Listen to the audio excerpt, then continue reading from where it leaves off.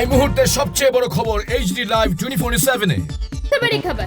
Breaking news now on HD Live 24/7। 2011 সালে সর্বশেষ ভারতে আদমশুমারি হয়েছিল। প্রথম মাফিক 10 বছর পর অর্থাৎ 2021 দেশে আদমশুমারি হওয়ার কথা ছিল, কিন্তু বিভিন্ন কার্যকারণবশত তা হয়ে ওঠেনি।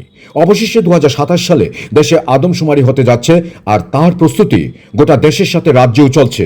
আজই যুক্ত হন, গড়ুন এক নতুন ভবিষ্যৎ।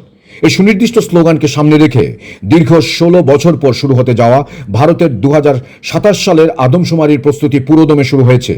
এরই অংশ হিসেবে বুধবার Bamutia block panchayat resource centre cum conference হলে একটি ব্লক ভিত্তিক গুরুত্বপূর্ণ প্রশিক্ষণ কর্মশালার আয়োজন করা হয়। এই কর্মশালায় সংশ্লিষ্ট এলাকার গণনাকারী ও সুপারভাইজারগণ অংশ নেন। প্রশিক্ষণ কর্মসূচিতে উপস্থিত থেকে ভারতের জনগণনা 2027-এর মোহনপুর মহকুমা ইনচার্জ তথা মহকুমা শাসক শান্তনু বিকাশ দাস দেশের সামগ্রিক উন্নয়নে আদমশুমারির গুরুত্ব বিশদভাবে তুলে ধরেন। তিনি উল্লেখ করেন যে সর্বশেষ 2011 সালে দেশে জনগণনা হয়েছিল এবং সুদীর্ঘ 16 বছর পর অর্থাৎ 2027 সালে এই বৃহৎ প্রক্রিয়াটি পুনরায় অনুষ্ঠিত হতে যাচ্ছে, যা দেশের ভবিষ্যৎ পরিকল্পনা ও নীতি নির্ধারণে অত্যন্ত তাৎপর্যপূর্ণ ভূমিকা রাখবে।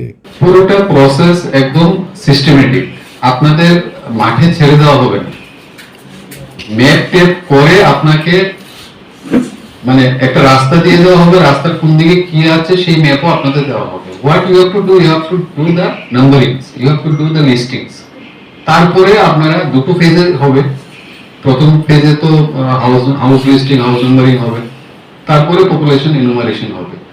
আর এবারের সেন্সাসটা এই জন্য ইউনিক যে এবারের প্রথম সেন্সাস যেটা ডিজিটাল হচ্ছে, হ্যাঁ, এটাতে অ্যাপ ইউজ হচ্ছে, এখানে সেলফ ইনুমারেশন হচ্ছে।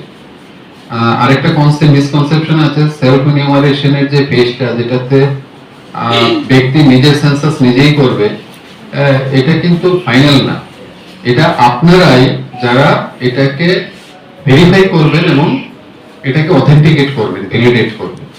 Without your verification validation it is not possible. কিন্তু যদি এটাও ফ্যাক্ট, যদি সেলফ এনুমারেশনের সময় নির্ভুলভাবে কেউ এন্ট্রি করতে পারে বা তথ্যগুলি ফিল আপ করতে পারে, ফেড করতে পারে সিস্টেমে, তাহলে আপনার কাজ অর্ধেকের বেশি কমে যাবে।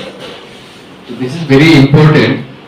আর পাশাপাশি এটাও বলবো, যেহেতু সেন্সাস গভর্নমেন্ট অফ ইন্ডিয়ার একটা প্রজেক্ট, হ্যাঁ, 2011 যে সেন্সাস হয়েছে সেটার যে সোশিও ইকোনমিক সেন্সাসের উপর ভিত্তি করে বিভিন্ন সময় বিভিন্ন সুযোগ সুবিধা দেওয়া হয়েছে।